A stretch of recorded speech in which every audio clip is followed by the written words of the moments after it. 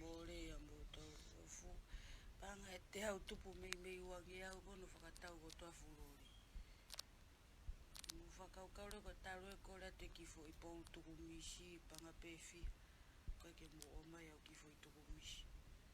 Mo fakaheka mele wa mafupini tava mai mo mafutanga'i ufi mai e mea ko ei o shema ko mo fu me a ko fa o po fono fu po fa po ya monge hake le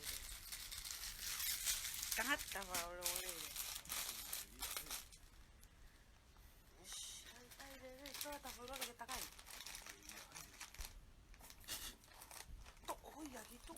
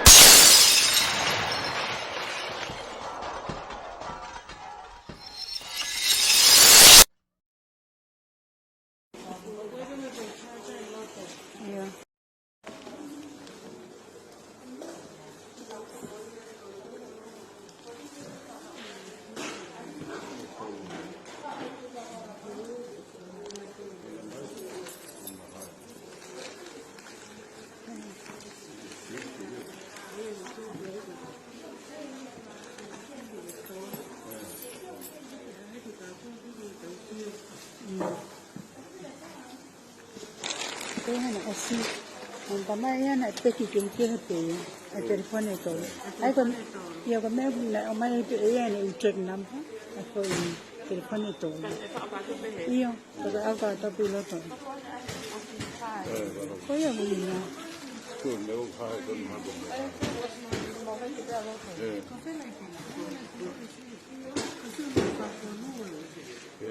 Tapi kita yang telefon dia,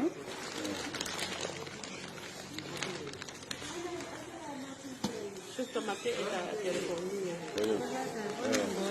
Esto es mío porque mate. María. María.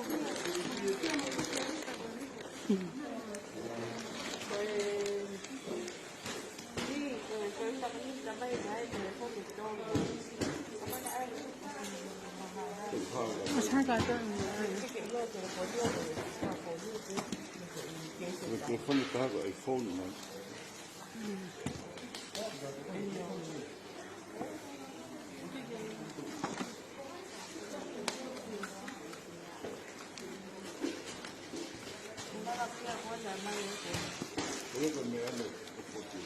Iya, na también hay red que es ella.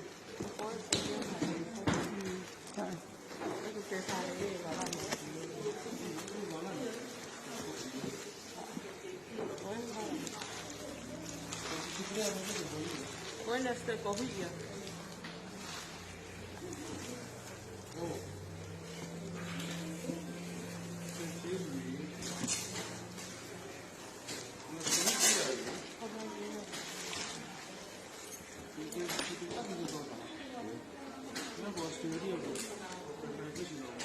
Bueno, algo que causa, lo que manto que te dice, hay una manera, una manera, medio todo lo que es, telefoni, que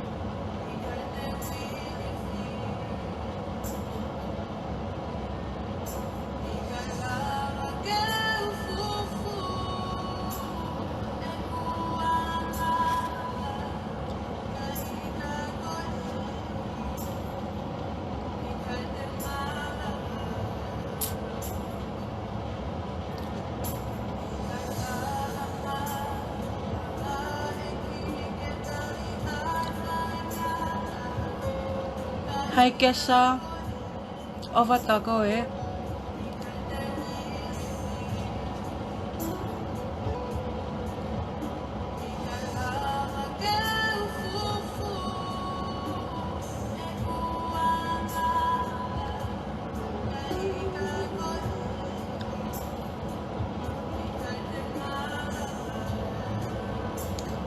Nasi alo mohe.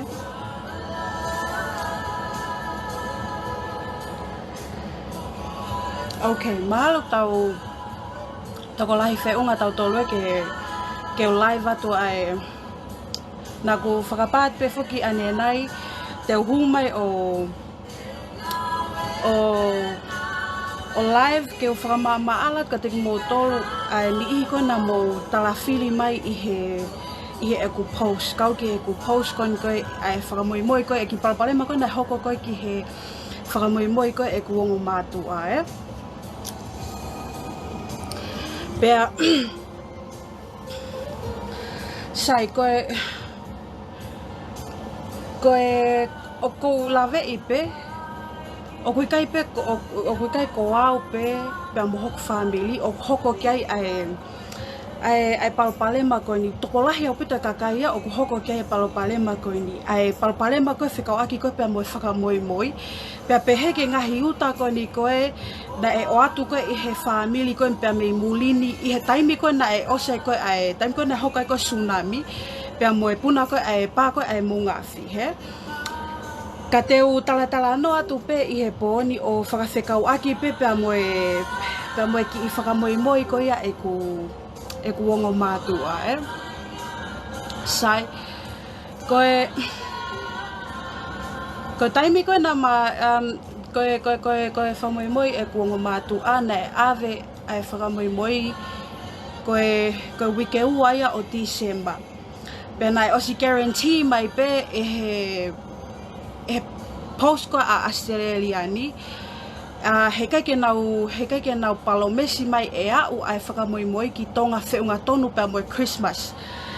Ka kua paupe ke tau ai whakamoimoi ki Tonga. Laine e osi Christmasi ia or maybe the first week of January he. Sai ko taimi ko na ma wrap ai ko ai whakamoimoi na mahanga o wrap up ai whakamoimoi na e mau kato na ai na mawhao katoa i loto na mahanga wrap whakafoi tui ai umea ko na whao ko i loto na iai ai mea ofa e ku fine eiki na iai pa mo mea ofa e ku ai hoku tehina pe na iai pa mo telefoni ai ku fine eiki telefoni ai tehina mo telefoni e kuang ki Tonga ani ai ko telefoni whakakatoa ni e wha o ko talanoa tu ki ai sai na ma osi pek katoa e maua ia ai umea ko ni o whakatahai pe i he foi puha pe e taha ai ko foi big box pe e taha puha pe pai ni o ko talanoa tu ai na mo whakakaukau mai mo tol ko e puha wha kai ke he ko taimi ko na ba wha oi ko ai puha ko ni pe malela tu ke he whale pousi dai talamai lewa e he ngoa koe ni koe i loto koe whale pōsi koe i Australiani nana tala mai ke mātoi reopen nana eke mai pepe koe hame o wha i loto pia matalange koe telefoni e wha pia moe whanki mea ofa pe pa moe foi lole pe ai family ki Tonga pia tala mai lewa e he ongo receptionist nana tamai lewa ka te maua ke mahanga o Kātaki whamole pe ke mahanga o au ai u telefoni ki tua o whao i he whakafoi puha takitaha ai telefoni e tolu e ko uhinga ko nau lao whaka aviation pe nau tolu ko pau pe ke whao ai telefoni e taha i he puha e taha Kātaki whamole Kapau kai ke fu mahino atu ka te whenga pe lelei taha ke hanga o whakamatala ia ke mahino lelei ka te motolo ai anga ko ia hono o atu ko ai whakamoimoi ko ki Tonga na sai na mahanga lewa talamai lewa e he ongo receptionist ke mahanga to o katoa u telefoni ki tua ko nau lao whaka aviation ko telefoni pe e taha e i loto i he puha e taha Sai, na to lewa telefoni e tolu ki tua. Ai ko telefoni ni a lahi ai hok te hina, pe mo hokongo ki Tonga ane. Na bahang lewa to u telefoni ko ni o Ngaue aki pe na fanki puha ki pe ai kautaha ke fa'o ai telefoni. Sai na bahang lewa fa'o takitaha ai fanki telefoni I he puha e tolu. Mind you ko ki fanki puha ko talanot ke ko fanki puha ki pe ia ai fale pousi, he.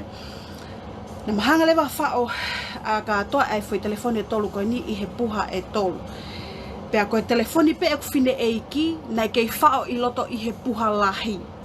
He, ai koe puha lahi kon kou tala noat koe ki ai, na mahanga koe whao koe katoa ai koe ai mea ofa. Including ai mea ofa e kufine eiki, mea ofa ai e tehina, pea moe ki silipa e ua e kutangata eiki, pa moe fo I lole.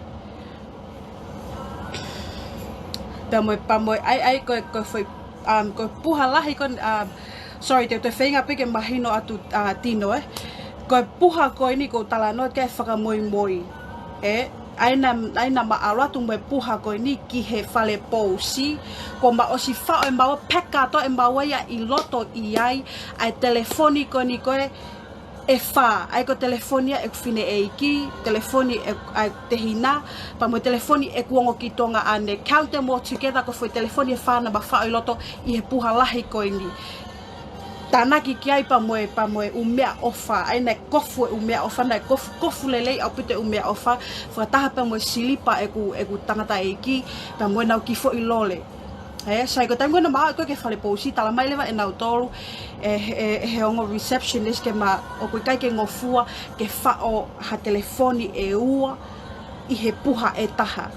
Pena tala mai lewa ke ma to lewa e telefoni e tolu ki tua o fa'o I he puha tau taha. Pe o mai lewa e fanki puha ki pe e fale pousi o ma fa'o lewa e telefoni e tolu ko ni taki taha I he puha ko ni. I fanki puha kon koe fale pousi. Aina e kana e makehe ai fanki puha e tolu ko ni pe me he puha lahi from the main box that I was talking to you about earlier. Ai lewa na tala mai lewa. Neongo ene mawahe a telefoni pe me he puha lahi ka kua pau pe ke tau whakataha ai telefoni e ku tehina pa mo kuongo ki Tonga ane ki Tonga whakataha pa mo puha lahi. Ai koe puha lahi na I loto I koe ai telefoni koe e ku fine eiki. Sai. Talu hono o atu ai Fakamoimoi e ku wongo matu'a pe o family ki Tonga. Talu no atu I he wike ua o December. Pena o mai lewa pa mo tracking number kia maua na insurance ka toa e umea ko toa na whao I loto I he puha. Na iai pa mo declaration paper na ma osi declare ka toa e mea ko toa ku whao I loto I he puha. Na ikai ke iaha mea na mata e declare na whao I loto he puha. Na ma declare ka toa e mea ko toa na whao I loto I he puha ko ini. Sai. Na o mai lewa pa mo tracking number ka maua. Na kufoki mai lewa o senya to tracking number ki he eku ongo mātua. Na ku senya to lewa ai tracking number ki eku fine eiki. Pea o talangi o fine eiki ke na toto follow up pe mo Fakamoimoi ke na follow up pe a Fakamoimoi. Ai tunga koe ai Fakamoimoi. Sai. Osi koia ai osi wike hono tolu. O osi pa mo Christmas. O ku te kei pe na ufetu take ki fine eiki. O te kei pe kia ha whakailonga mea pe me he kautaha. O ku iai hanau lawe mai kau ki Fakamoimoi. Sai. Ala tu lewa e kufine eiki pa mo tangata eiki ka te ngau tolu pa mo tracking number ki he Tonga Post Office pa mo tracking number na oange koe kia naua. Talange lewa e nau tolu ka naua o kui kai koe nau whikaia a nau tolu. O kui kai koe whikaia o koe koe whikaia e nau kautaha. Talange lewa e nau tolu ke kuongo mātua ke na alu ki he o check up I he DHL check up pa mo FedEx. Ka lewa mea kuongo mātua na whai na alu lewa ki ai na alu waki check ai DHL pa na alu check e FedEx. He, mea tatau, alatu ki he DHL, tamai DHL ia, o kai koe nau whika ia nau tolu. Alatu ki he FedEx, tamai FedEx, o kai koe nau whika ia a nau tolu. He? Sio ke mohanga you waste people's time, he? Ho mohanga whakamoleki e na taimi, mole na pensini e whelele aki ta kaiholo, ko hinga ko mo lohi aki i naua, ko mo talangi ka nau ke na alu, o kai koe whika ia a nau tolu. Ke kai koe whika a mo tolu, koe kautaha a mo tolu na o atu ai Fakamoimoi. Koe ha mea ka o mai ho mo tracking number, pe mauia pe me FedEx, pe koe DHL. Hey, that's my question. Koe ha uhinga ka o mai a tracking number ia, ai Oz Post, pe a whakaiku mau e Fakamoimoi pe me FedEx, pe mo DHL. Hey? See, that's so funny, hey? Osi ko ia, si foke uongo matu'a, he? Na foke ai pe o tali ai pe, o a oe pe ke pā e mo Ngaahi. He, a oe pe ke pā e mo Ngaahi. Moe ku whakaongongo atu pe ko whetutaki me ko matu'a tala mai ka teo, o koe Fakamoimoi en, he? Halape whetutaki ia. He, kai tōtou alatu pe e kuongo matu'a, moho o mou talange pe kia nawa, mo alu ke FedEx, mo alu ke DHL, he? Mei osi e DHL, mahana me a o kumi DHL le ango matu'a, toi pe kia o mai ki Australian mo New Zealand, he? Sai, koe mea kou tau uhinga te tau hoka tau tolu e koe kia, he? Osi ko ia, wike ua December, tok mau pe Fakamoimoi, he mahinani pe, he? Tok mau pe ai Fakamoimoi on March, talu hono o ate Fakamoimoi on December, January, February, March, kua mahina e tolu homo tau he Fakamoimoi, he? Sai, nā mo tala mai lewa, sai alatu ko mo matu'a, na fie atu koe, he koe na whakaamu koe na expect atu tēnā alo tali mana ki Fakamoimoi o ko toa te amana ki ki Fakamoimoi koe na e whao atu. He? Alatu e ngō matu'a, ho whanga whakatapu, Kapau o kou tapu pe mo koe, Kātaki whamole te Ngāue, whenga pe ke Ngāue a lea mahino ke mo mahinoi. He? Sai hiki mai koe e mo tolu koe e puha, na o atu e puha, koe puha faka'ofa na e whao atu ai ki Fakamoimoi koe na e o atu. He? Koe ki puha whaofa na e whao. Nei kai ke e iaha awa, he? Sai tala mai lewa ko ngō matu'a, na tuu ko tali atu ke Fakamoimoi. Hiki mai puha e ko huwhanga e whatapu, ko mahai ua mai ai puha ia. E os poka pa motok ai lewa ai whafo i solo teipi, o whenga ke tepi aki ke tāpuni, ke te tāpuni koe fo iawa, ke tāpuni whewhe i awa. He ko osi, huwhanga e whatapu ko osi makule ua. He makule ua mai ai puha. He? Sai, na a mou sio hifo pe, koe mea koe nai ongo koe ki hoku mafu. Mou sio hifo pe ke ki puha Fakamoimoi, ko si ia o moni ki he faka'ofa ene si sio hake ka mou tolu. He? Ka mou mau mai pe puha hili i he te pile, osko pa mou toi hakule. He, ko mou hakule ko ia, what else are you trying to look for? I loto he puha, when you can literally see ke puha, ko fuoloa ene si ko le whakamole hake ka motol, please don't, o te moto hakule mo au ko osi au ke hakule kule. He, ko osi ko le whakamole hake puha ia ka motol, ka mo whai pehe hakule. He, ko te hakule, what else? Ko haho mo te mea, o ko mo te whinga ke mo te whakasio i loto he puha, ko osi pehe hake pe puha, ko au nei osi hakule au. Ka mo whai fo peho nosi, ta ake matai puha, faka'ofa moni koe puha ia, he? Osi ko ia, si tō pe wonga mātu ai ta whaaki, keke mo te pehe mai mo tōlua, o te iai haa mo whaungange, he? O te haa mo whaungange. Halata, ko mo te hiki me pe fu puha ko lolo Tonga, e si i hufanga whatapu, ko si i o ngoi he puha ko ne whainga tā ia, ko kafu puha hombo hiki mai ko a ngoni ki lave ai puha he ka mo hiki mai po hili te alo no a au ko ha te no te a au I loto he puha what else he ko me fika ulwaki na kutokanga ko ki he puha Fakamoimoi ko ni ko telefoni ko e ku fine eiki he ko tuai ai e hiki mai e puha ko si ma kulaua mai ai hufanga fatapu ko si ma kulaua mai e puha ai no hiki mai ko si whainga tā ia ko si lave ya moho mo toi hanga o hai ai kofu ko na mahanga o kofu aki ai whanki mea ofa ko ia e ku pongo matu'a pa moho te hina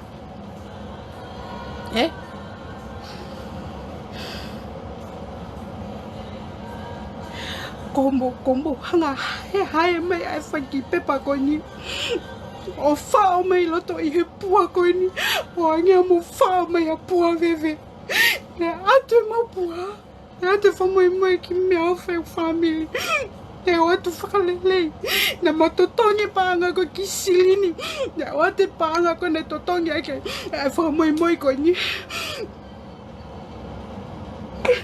nei kaki manumi uno totongi Fakamoimoi e paanga na mga totongi Fakamoimoi nei kaki manumi pe mai ako nga sininti tai hala tata kumutoki hanga hai pe e fangi me afa ko ni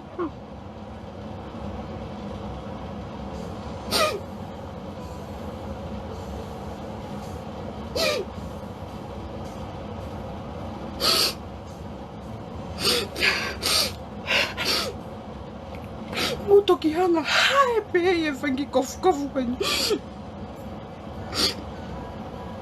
ke mo wiloi mai how many hours nau tango tu whengai ke wanga kofu ki mea awha koe ni ko ngai si aange ke si mali fufonga o ngō mātua ke nau si fia e family ka moanga hai pei ai whangi me oskapa mo whao mai loto a ngeha veve o moanga whakototo o mai whangi lai pepa mea o whai loto ko ai te whesio atu ke mea ko ia ko ai te whesio ke mene o atu ke family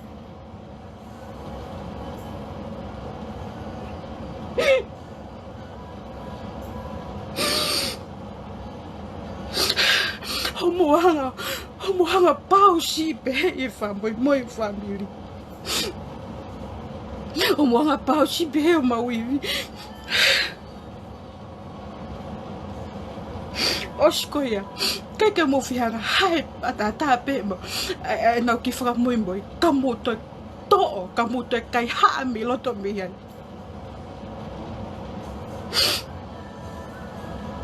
Si tua tu ngō mātua ko e keto ki telefoni muta me moto ne kolosi ko ni na oskohi ia ku as me ko ni oskohi mai ke kohi fefe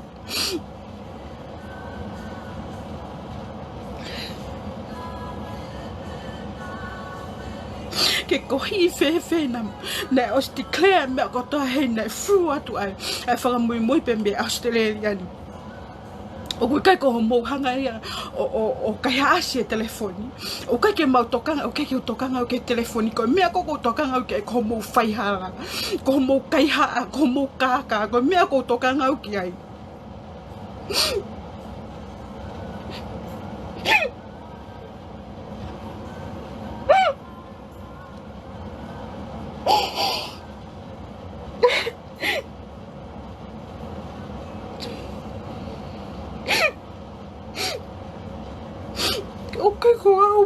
ko mautalo pe mo fe ko ki me palpale makon tola yo tau kakai mo I Tonga no fiku ki me palpale matatau pe mo mea ko ni fai ko ni ko mo anga pe e ve kakai ke fe ai mo ela ko kakava ia kakai ko kakava ia ne tafe pupuha si lau ke mawe mea ko ia ke si o atu ke nau family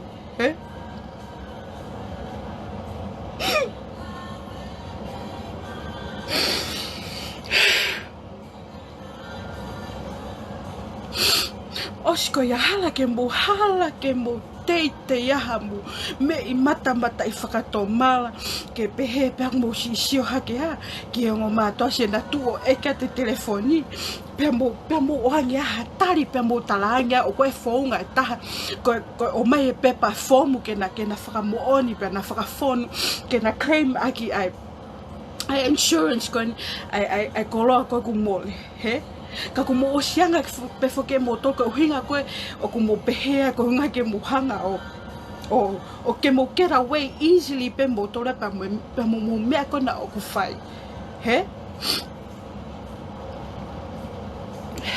o shiko ia e ka te ko ngomatu aka mo tole pe ko na telefoni na kuhanga o ai telefoni fine ki na whakatu telefoni fine ki I loto pe I kava pe au mono I loto I niki kofu na whakatau o tā pelu loto pe au tokanga lewa kofu aki ai kofu mea ofa pe au toku wha lewa ki loto koe meta tau pe pa mo mea ofa hok te hina na kuhanga ai ene whanki koni ki make-up pe mo ki talau sese pe mono ki matu'a na kuhanga o ai o tā pelu aki pe talau sese pe o hanga kofu aki ai pepa mea o whameta tau pe ke silipa koni e tangata eiki he pakona tuat ke eke atu ai telefoni he mutala mbotolia na koni asi mai he lai pepa na kolosi atu na kohi atu me ke te kohi I feia ko to kohi pena I Tonga na o atu ai mea ko toa pe mi Australiani na declare mea ko toa I heni ko te hao mo mea mo uhinga mo toki ai na te kolosi atu lai pepa kai ke mo fie talange pe ke ko mo matua mo fina mo fie ma o telefoni pe mo to e mo to e sai pe ya ke anawa ka ko mo kaiha'a ko mo kaka ko mo loi ko mea ko Etau ai ko mea ko ngo ia ko mafuia wangi ko ka wangi ko mahai wang mafu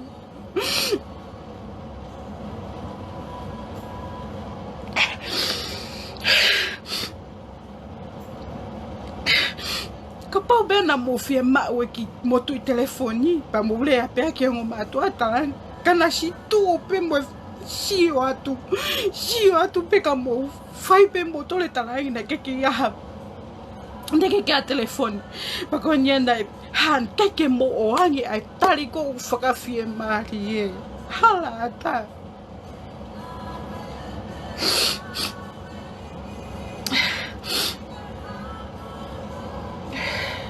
Oshiko ia nasi tu holo pe loto ai ko na whenga hole na tu holo I loto ai ko na whenga ke na talanoa ke na sio ki ho mopule he na mo ilo I koe mea missing I loto I he puha ko hane I kai te mo ui ai ho mopule ke humai ki tua ko hane I kai te mo whetutaki ko mopule ke hao o ange hatari ko whawhie mari ke wongo matua ka na si foki aki api he ko tua tolu e na huki tua huat ki loto humai ki tua he ka mo hange ko mo hanga pe mo tonga o whaka hangkong mo hange ko mo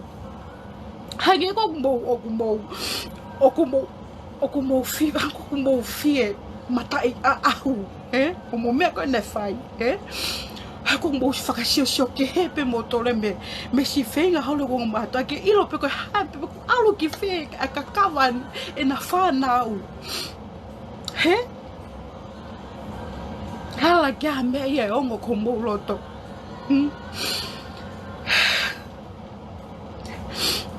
na mo you know very well na hiki me fupuhako a umoni ki he Faka'ofa si ene sio hake ka mo fai pe hono hakule ko ia ko ha te meu te si hakule loto ai o mole ke mama ke pe ko tila ai si pe ko fa o to fainga fai to ko na tapu loto ai hala ata ko make up hok to ko wata meu to ko wa ko ai ko make up da talang to ko wa ke ne hulu mange make up hulu me to ko wa e ku te na make up ko ni ko momo he kana funa aku fakatau e make up ko ni na ke mili mila na ke for all apito He, holo mai koe ni ko momo. Ba koe la I kapa koe olunga oku yahi koe ai powder. Hangi koe na I kape ia ki olunga. He, kape I hake mea. For what? Koe hatu e aonga lewa e te mau te o atu whakamoimoi ke mau family. What's the use?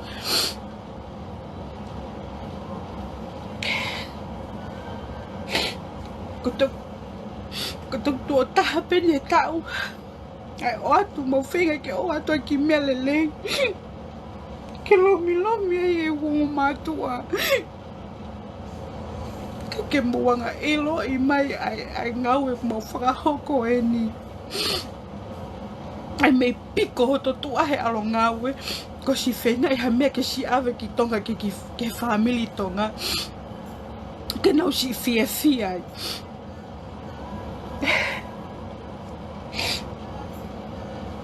Hala ke mo si oange hatari whakawhia maari ke wongo matu'a.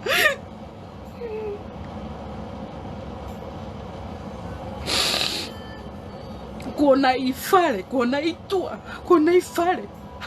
Ata ke hamutai, pepehe ko mo woa, mo ilo I koe mea mo le loto'i puha, o mo ui maho mo pule ke hao tila pa mo mea ko ia. Hala ata ke mo almo toga ui maho mo pule.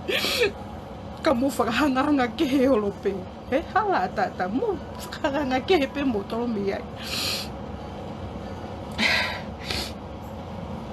Mo whakahanga ke he pe pa me mea kulolo tonga hoko. He?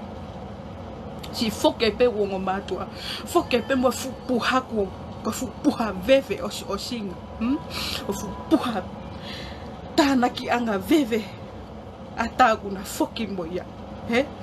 Na foki ko ia toki hulu mai ai umea na whao ko I loto. Ko kofu ko e ku whae ko manumi. Ko tarau sese ai ku te hina na whakatau. Ko tau e futo I mea ia ai ke ilo po hafu mea ku tau e futarau sese. That all do everything I put in the box, it was perfect. Nengo pukai ki lahi ki seniti nai maua ke ki mea ko ia ka nai faka'ofa ki mea nai whao I loto e puha.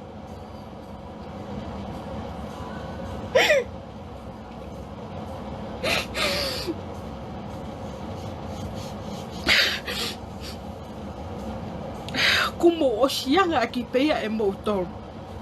He, kumo sianga ki motor. Ai mea koe whaihala, ai mea koe loi, mea koe kākā. He, pa te mo get away pe motor e moia. He? Kapau koe utai na ewa, na e ave ko tuku he fu hange hafu. Whituli aki. He? O ko mahalo na e uha o tai aonga. Kapau koe fu utai na ewa na e pehe. He? Pe osko e pe kai ke whahangau ia ki ai. He? Ke mo ilo I mea koe ne tuku ai koe kakawa ia ai kakai. Na nau Ngāue na tawhe pupuha. He? Me homo moe mataki tua. Hono Ngāue ko si o atu koe ofa ki family ki Tonga. He?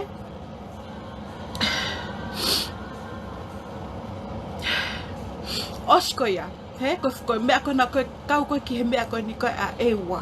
He? Tuku ai uta koe ni a ewa. Tae aonga, na e whai hangau ki ai. He? Na ngā una te pule anga ke whahangau ki ai. Hala a tā. Si alo e peka kai ko ia, si ave pena u ta mo tau sio mai he na loto he mamahi. He? Ko uhi koe mau ai koloa koe na si o atu me nau family. He?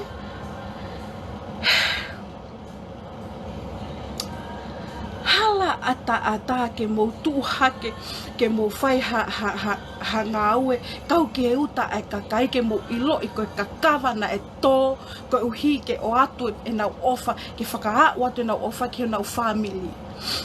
He?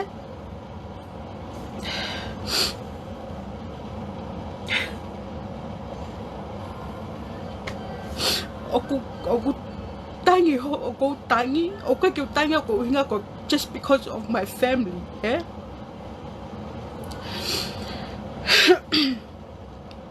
Oku ke tangi oku hinga ko family pe aku. he ko nga ko me ko hoko ko family o ko tangi he ko nga weta mai o ko me fae o na no fu mai Tonga na amanaki ke na o mai nga to ko ni o atu me na o fa na me na fa mo puna pe me mulini ke na o mai me ko ya ke na o simo ui ai he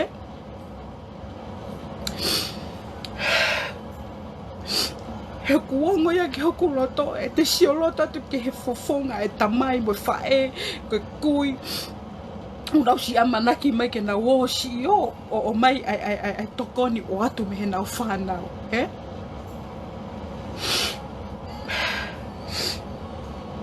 nei kai te mo fakahoko Ngāue kau ke mea ko na ko e palpalema ko ai palpalema ko ni ko ai uta ko ni ko ai wa he hala ke mo fai Ngāue tahaki ai ko me o ku ke corrupt ai Tonga ko ke tau i ai fai hala ko ke mo tu ha ke fai ha mea ko hinga ko kakai ke fight for the ai fai hala ke ngahi mea ai ke koloa ai kakai ko koloa ai masiva ko kato ai masiva o ko mo kaiha'a pe mi ai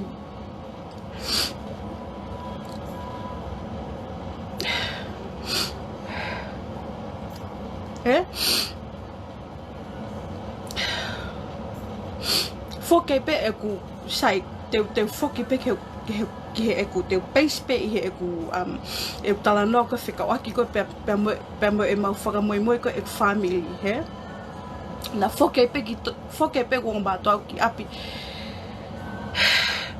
foke pe ko mba to ki api mo fu puha ko ni ko rubbish ata he ko fu veve ata na foke mo ya he pena aku whakaleat ke kuongo matu'a kena ave o launga'i he kena ave o launga'i ai palpalemba ko hoko ko ki he na Fakamoimoi he nei kai ke loto kuongo matu'a na ostala mai ka te au ke oan aku lea o pehe ke lea o launga'i ai mea koni o hoko he na talanga na ke na alo launga ai palpalemba ko hala ke na loto na ki ai na kai ke na loto na wa ya ke hanga o launga ai palpalemba ko ni Fakamoimoi he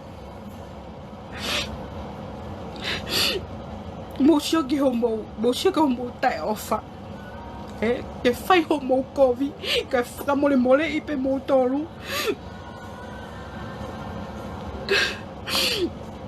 ko mohanga Faka'ofa i pehe ka kawe ka kai keha o tau Ngaue ka toa pe ke hili pe ko hape ki momoi mau tau mau o hili tau te pile ko mea pe tau lava o Ngaue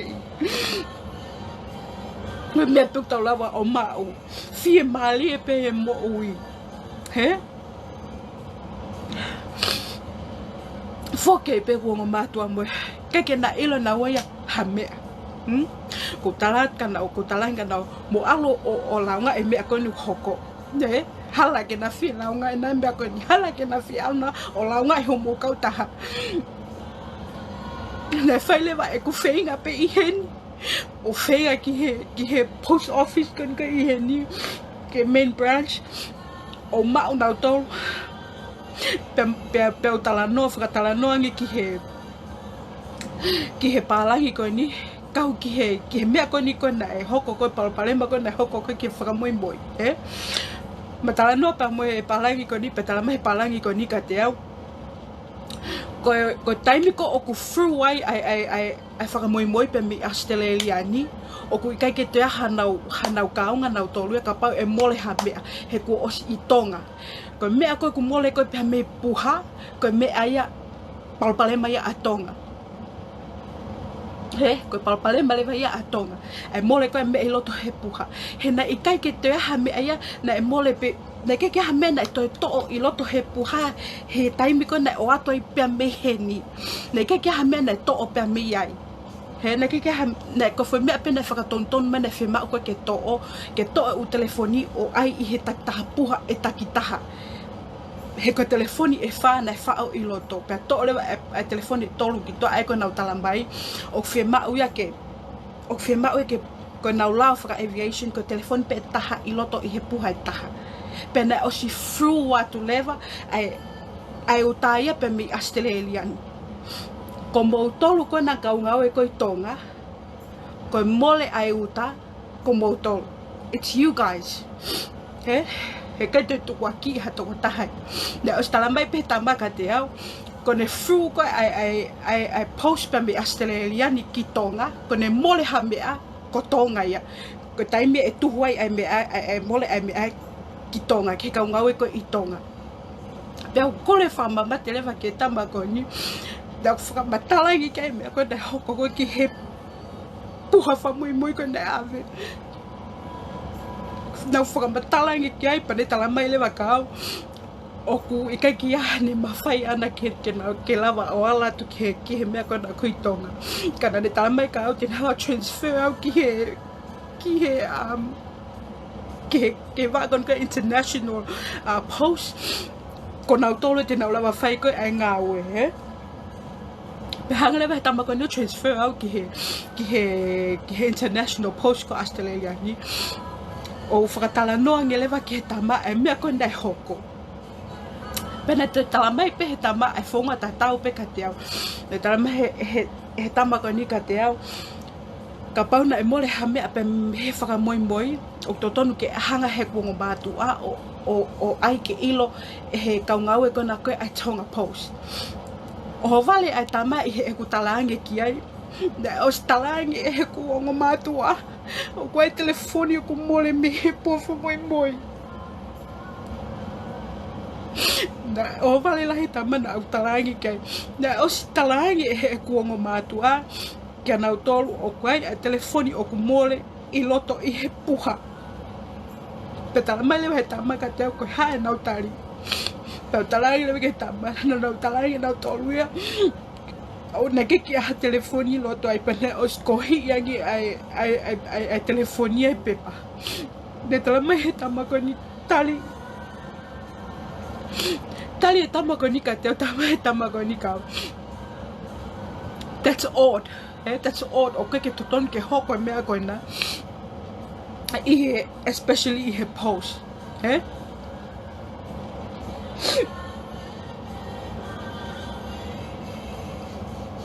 Te mea tamana o te mea koe ni hoko o kai ke totonu ke hoko e whenga mea koe ni i he, especially i he nau Ngāue anga koe nau tolu, i he awe koe e Fakamoimoi, i he kutuku ange whalala e kakai ka nau tolu, ke nau whanki mea o ku awe ki Tonga, ke nau family. Pau talangi lewa ke ku, po talangi lewa ke tama. Ko telefoni ku whine e ki mole, pa mo telefoni e tolu, ko telefoni e ku e tehina, pa mo telefoni e ku ki Tonga ane. Tala mai lewa he tama ka. Mea whakalolo mamoni ko hanga he hao e palangi, o ngo iang e Tonga, i e Tonga.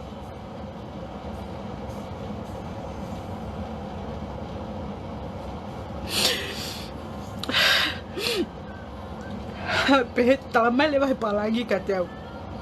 Whanau ki he lea kone ai mai palangi ka te au. Is Tonga always like this? Hoko ai Ngāue kovi ai ki kakai tokosi. Ke ne wesi ai kakai whanua, Ia hanga wesia kakai whanua ki ke whakaawaha matapa ke lea tuai ai kakai koe murini ke whanua ka hilangi ko ia o koe ke aha foi. O koe ke aha kaungai ai kakai ki he palapalema koe nei hoko.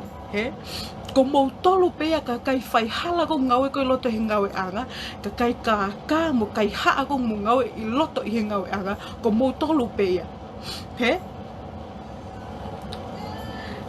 Whanau ki he lea e palangi. Tame palangi ka tau. Is Tonga always like that? E ku hanga o swallow e ku pride. E ku hanga follow e ku neo e ku loto mamahi e mea ko hoko ka ko mamahi ko whanua. Na i kai e te ulea oangi ha lea taha ki ai. He nā os ilo kone uhinga mai. Kone uhinga mai koe pehe pe a Tonga. Ko uhinga ko usila uhinga ko na pehe mai ai na ne fok me lea ko ia ka te au. He?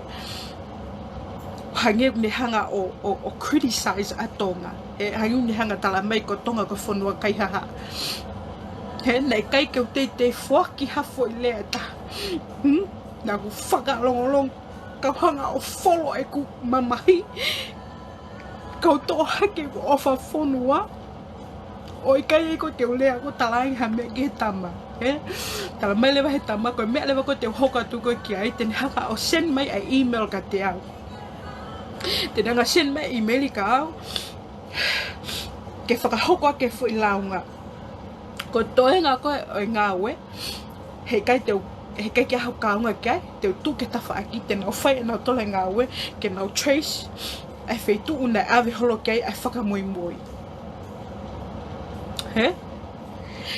Pea koe mea koe whakalili fu, ko tala mai I he toko taha koe ni ka te au, ke uhanga o seni ange, ai lai tā ko toan, na mau I he pick up ko ai Fakamoimoi ko I Tonga pa mo lai ta o te kia I he taimi ko na peka ko ai na peka ko Fakamoimoi ko o ave ke loi Kapau na hanga o seni ka toa e umea ko ni ka na tol he ko tamate I ka to ko tamate I Tonga posia Kana hanga o puke mea koe ni nau talain kei, te hanga pe o seni atu ai ulai tā pa mo u vitio, ai Fakamoimoi he taimna te keke ahaweangi ai ka te utokumi hake peha lai tāna, hanga he kou iloi mea koe e hoko, he?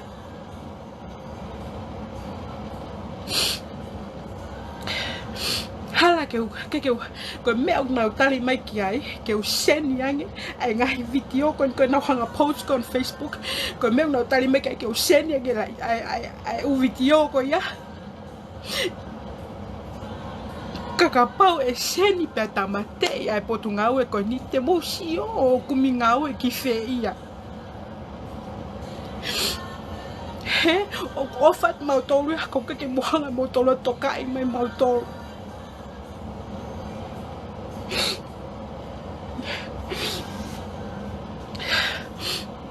Na aku whai lewa e ku o ku kei puke a ngahi vitio ko na ku mau mi tongana o te kia ki hanga o seni ka nau tolu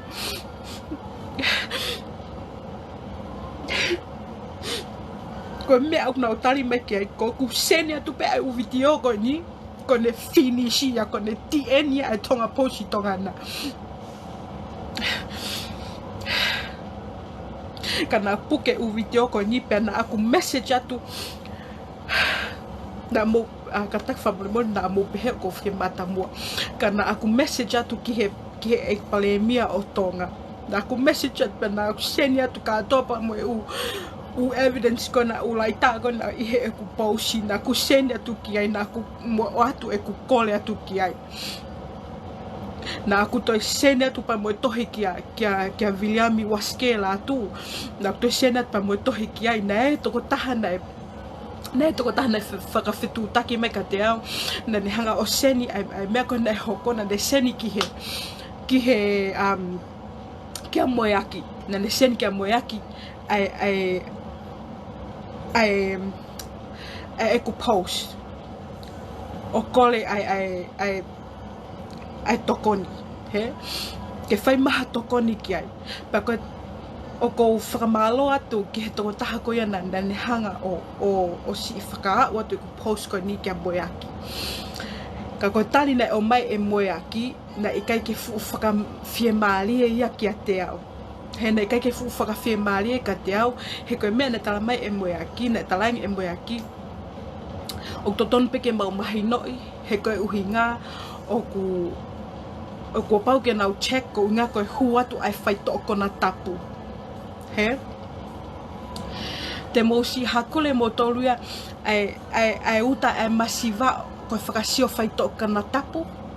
Ka ikai ke hakule ai ai ngai fuuta ia e kau tama ko heka ko i olunga o ko ai mea ko ai ka mosi hanga e mo toluia o hakule ai uta ko ni ko ai kakai ko si ofa tu ko o atu ke masiva he na aku os frafetu take atu ki he ek palemia os eku frafetu take ki ek palemia pena to senia tu pembo eku tohi ki William Waske tu. This is how patient I am. Te tari Kapau e whai Ngāue ke mea palpalema koni hoko.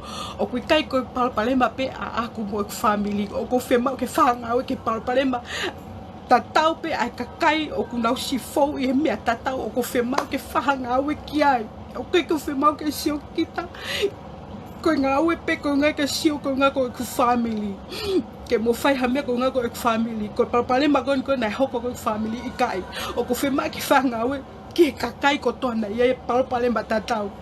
He nau o hake mea koe ni. Pe lahi kakai na nau si post hake i lalo e nau u post e nau u Fakamoimoi na e palpalemba. He?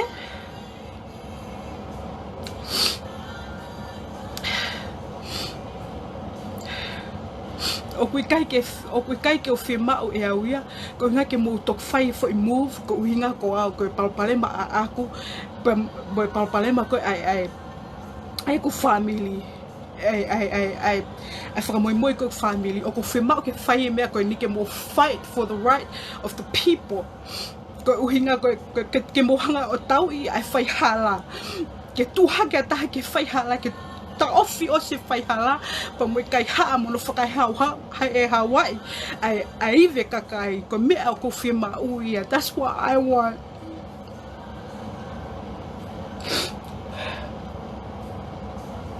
It's about time ke ta ofi mea ko na ko osi hono taimi, ko osi taimi ke whai mo ta ofi mea ko na. It's already supposed to be ended. Right now, kai te penia pe mehe Kātaki. E faka'ofa kakai, e masiva kakai, ko uhinga ko ikai ke whakapoto ai whai tutu uni a ki nau tolu maulunga Hake.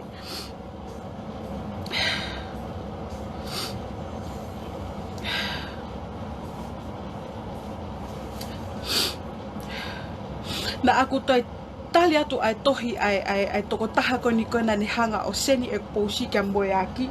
Na aku tali atu tohi toko taha koni na utarai o kui kai te uwhie maari ki he tali maa moe aki ki he whikau aki pa mo e ku pousi. O kui kai te uwhie maari ki ai. Kohono ulu aki, o ku unprofessional ai Ngaue na e whakahoko. O ku mea ni o kui kai ki ha scanning mea scan ke ta tau mo mulini o kai ke te hakule a loto'i o album mea scan pa te tangutu lewa o sio ke mea pa te tangutu mo list kona o mai o sio whakatatau ke mea ko wha mai i loto.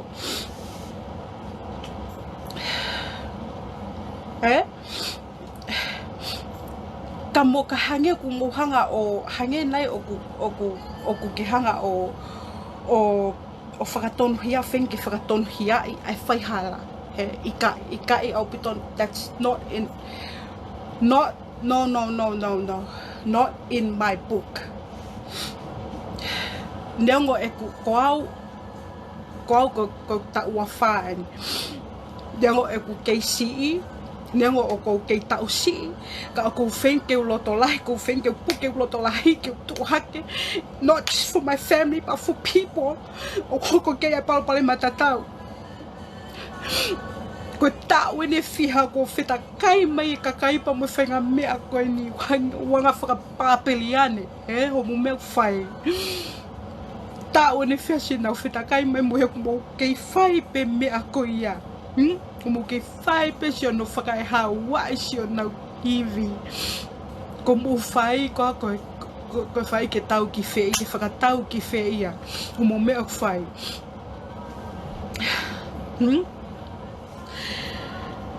Pea ko uhinga o ko ke hold back ai o ko loto ke whahangāue hena I Tonga.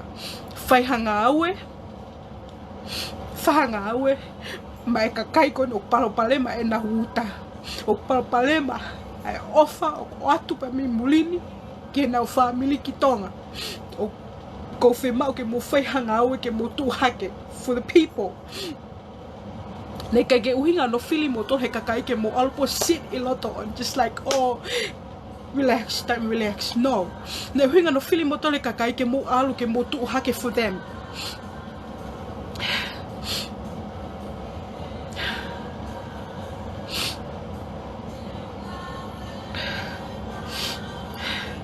Ko hinga o ko ke hold back ai. O ko ke hold back kono seni e video ko ni ko evidence ki he international post a Australia ni o tuai e seni he ko o si seni ato tohi ki e palemia pe mo vila mo skela tu ko o si seni ato e tohi pe mo o atu ai ngahi video ko ni ko pe me he Fakamoimoi me palpalema.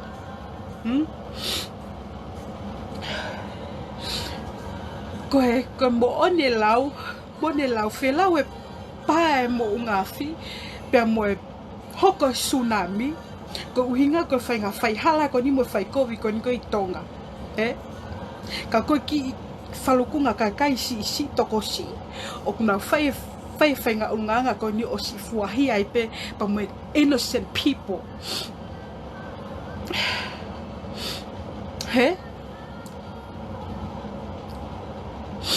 Ko whe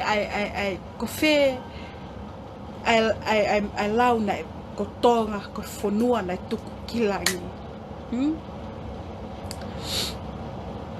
O ko mo ke haua mo whainga tō o ngā whakapo'uli ko na ke mo hanga o whakaiha'awa e kakai.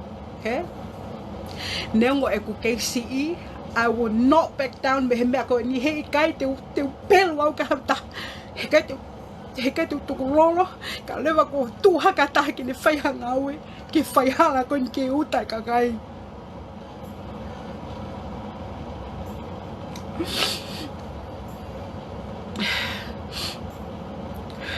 Ko kei corrupt ko na Tonga ko ni ko huinga ko homo whaifatongia ko na whauko whaihala kāka loi kaiha'a o mo kaiha'a pe me kahakai o te moto loi moto luia o mo ko moto mo kaiha'a me kakai he kai ke o atau ta pe me mulini e ala ha to tai mulini o to ha me pe me loto I kai au pito he ko ospahe ka mulia I he sio he mea he kai ke na ufi to na to ha me pe me loto ko mo tolu ka Ngaue I Tonga ko mo tolu o ko mo kaiha'a pe me kakai. You are the ones o mo kaiha'a pe me kato kakai.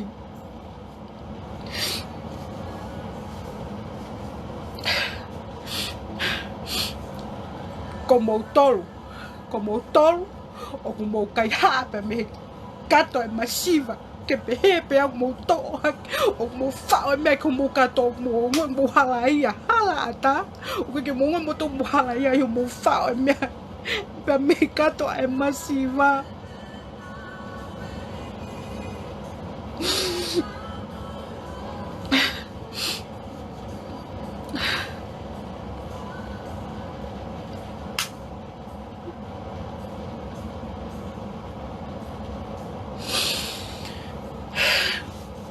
Pako o tānaki me ko kore ka te motoro ka kai ko nei Tonga te whai o whenga ko au ka masiva ango au ka ko kore ka motoro ko nei Tonga na e hauta na palema Kapau mo mau hamulai ta mau hamu video please o mai ka te au o mai ka te au kai whai hawhenga Kapau o kui kai tua ka tai tongana e whaiwhenga mi Australia ni ke launga e mea ko ini whenga o ki whakangata kai si lawa tau kakai o tawa taina ke nau ki moto I mea o atu.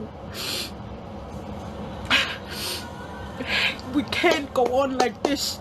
Tonga ke tau ki lawa pe ke tau we can't go on ke tau alu pe ni. ke tau si Kātaki pe nau kaiha'a pe ma te tau tolu ka tau si tangutu at po Kātaki atu pe ke tau ke nau hao to e mea tau tolu ka nau ka tau si ke tangutu atu pe ko faka'ongonga ka nau tolu ko hai mo tolu ke mua kaiha'a me kagai. Who are you people?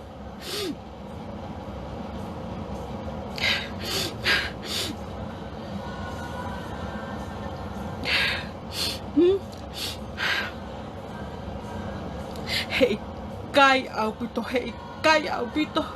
Ke tau kei tangutu ai pe, ke tau kei whai ai pe, ai mea ko ia ke nau hao pe o to o me he.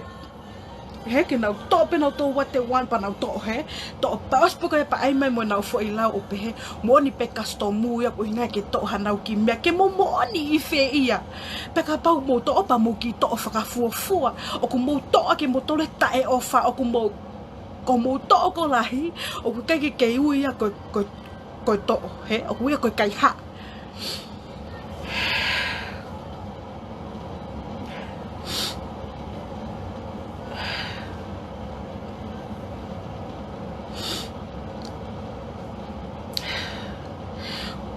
Ko mea o ko loto au ki ai na aku osi o atu e ku tohi ke palemia pe ko e ku loto ke whaiha Ngaue i tongana ke whaiha mo Ngaue ke ave mea ko ni ke au ki he lao pe ko whema ko toko taha ko toa pena i ai hao utana e palema. Please send me those photos kai pa mo tu whakataha pa mo au tau seni ka ke mo seni mea ko ia ke palemia ke ni ilo e mea ko e ku hoko he.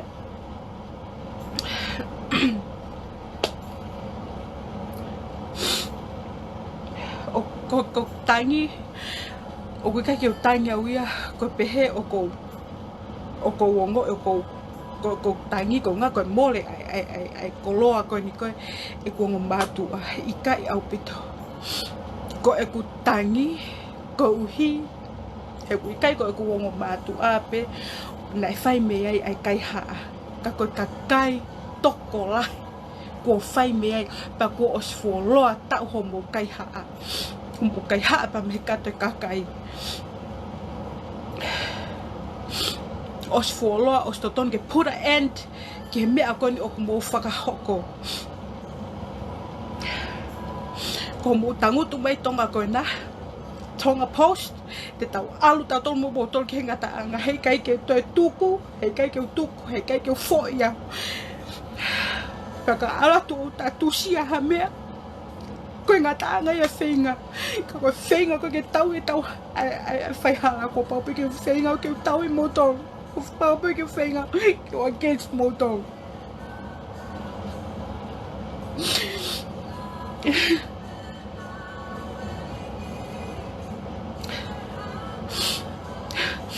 Hei kai au pito. No. Hei kai au pito. Te ngata te mo pehe ko ngata. No. There's a lot of people. Te tuha ke au manau tolu. If no one else, te tuha ke manau tolu. Ko hai e te tuha ke mai kakai. For these people, o si palema e nau uta. Ko hai e te tuha ke manau tolu. No one else. Kat ko talaka muto Tonga Post. Custom. Te tau alta tolu mo moto. Te tau lue tau tolu. Ko au, ko paku au. Ka ko e ku whenga ko whehia. I e mea ko whaihala, mea ko loi, mea ko kaiha'a, ko mea ko whehia. Pe te lue pe mo moto, te tau alu tau tolu. Te tau fight tau tolu, te fight au pa mo moto, ko hinga, not just me. Not just me. Kakai ko nai palpalema mo e nau uta. Tuku ho mo excuse aki. Tuku mo excuse aki ai pehe ko hinga ko ki to e kastomu. No. Ko mo ki to ko ya, ko mo ki to sisi te mo wala leva ke faluku. Pa ko mo faluku ko ya o ko mo kaiha'a leva moto. Ko gongo matu'a. Ko kai te na ilo hamea e taha mate. Kau ke na i kai te na loto. Nei kai ke na loto. Ke whahalaunga. Kau ke he mea ko ku hoko. he pena tau fio he tamai ke mo sio me atangu te tangata iki loto I fale pousi e ku ita te talang ke launga e mea kai si lea me tangata iki ka te loto I fale pousi oa na ke fai a mea to not complain about this oa na ke launga kau ke mea ko ni koko he e kainga ai ngoi ko ku mafu e ku fenga ke fakato'a ke lea pe he kai te whai ha mea, he? Ka ko e ku faka'ofa ia si e na lue ho, na hau ki tua, huat ki lot, hala ke humata, o whaki mafo I lea ka naua, ke talangi ka naua, o te na ui mai pule ki hau. He?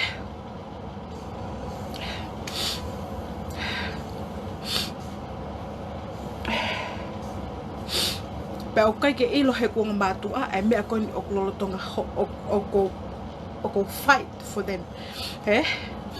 Ko au ia, o koe ke manako ke lea a ka mea, pe o tuu mai o hau o whakaari ali I social media I kai. I work in silence.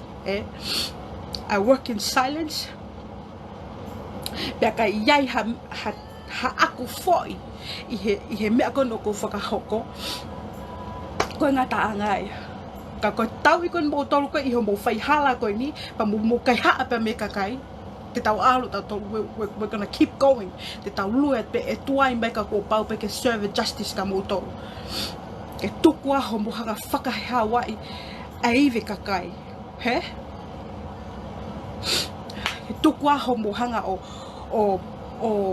tuku ai whaingaanga whakapāperi ane ko ia. He? Ko hinga o kui kai ke hanga o kui kai ke sai ia ke o atu launga ki Tonga. He ko wanga whuki Tonga. He? Ka lohi aki haki pe ha polisi ha o kui kai ke whihanga tā palasia ha ta whaaki. Ka lohi aki haki pe ha toko taha hala I panga e ua. Ku whakalongolonga I pe toko taha koe keke te lea ia kau ke mea koe ke palapalema ko koko. Ko hinga kui kai ke whiho whakahoka tai haku launga koe ki tongana. Ko hinga e na ua ki whakahoka e ku launga I heni. Ka koe mea o ko kei puke koe u video koe ni koe na aku mau mai pe me e kuongo matu'a I Fakamoimoi. O ko kei puke video koe ia, ka ko kei tali atu ke whaihanga oe pe me I tongana na aku osi seni atu e tohi ke e palemia. Pia mo vilia mi waskela atu.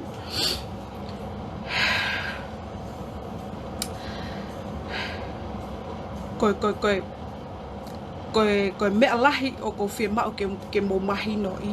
O koe kai ke o whemau ke pehe ko hanga o tuku hifo a tawha ke pule anga. No. O kai ke hanga tuku hifo a pule anga. Ka koe mea koe o ko tau whemau koe e tau tolu koe ni kakai. Ke tukua ai whaihala, tukua ai kaiha'a, tukua ai to'o pe mehe kato masiva. Tau tatao Ngāue. Tawhe puha ke hili e mahe te pile. Fie maalie pe I he ki mea koe o ku te mau. Fie maalie pe he mea koe o ku ke mau. He? And instead tukua ai o toli mo fili pa me kakawa ia kakai kehe. I foho o ehi ake a koe ia pa moe fo isu ta koe ko fo isuia ko isuia ai ki ai si fine e ki ana si whao mehe ne foha ke le si itui. Ta koe koe si ehe atu koe mea kehe o ke ehe atu koe pa moia. He?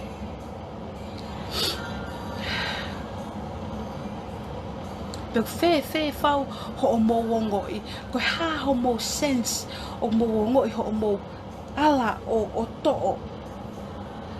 Pea mehe mea koe ai kakai. He? Koe ha mō whainga ongo o ko mō to'o o ho mō ko hang whainga ongo I ho o mohanga ko o kaiha'a pe mehe kakai. What do you feel? He? But for now, ko osi e mea koe na whimba koe ki whakahoha atu aki. He? Ko tuu koe ni, te tau lue tau tau pa mō tolu Tonga Post, te tau lue tau tau pa mō tolu. Te tau alu ka lewa kua'u, tawhia e whaihala ke tukua ho mo kaiha'a, ho mo kaiha'a me kakai mo whaihala. ko hono whakakātoa o ko ofa lahi atu ka teki mō tolu. Ko ofa lahi ka teki mō tolu pia koe I will keep you guys updated o kau ki he mea koniko o ko whenga koe ki ai. Ko mea koniko tau whenga ki ai ke tau taofia ai whaihala, mo tuku ai kaiha'a. But I will update you guys whakawhekau aki pa moe ki mea koniko o ko lotonga te lotonga o ko lotonga whetakai koe pa moe Tonga Post. Ko hono whakakātoa o ko mao o whalahi atu ka teki mō tolu hono kotokotoa pea koe tau teu te update at pe e tau next live ke mō mea mai ke tau kau whakataha pea o ko mao o whalahi atu ka teki mō tolu mō tatoka o whalahi atu.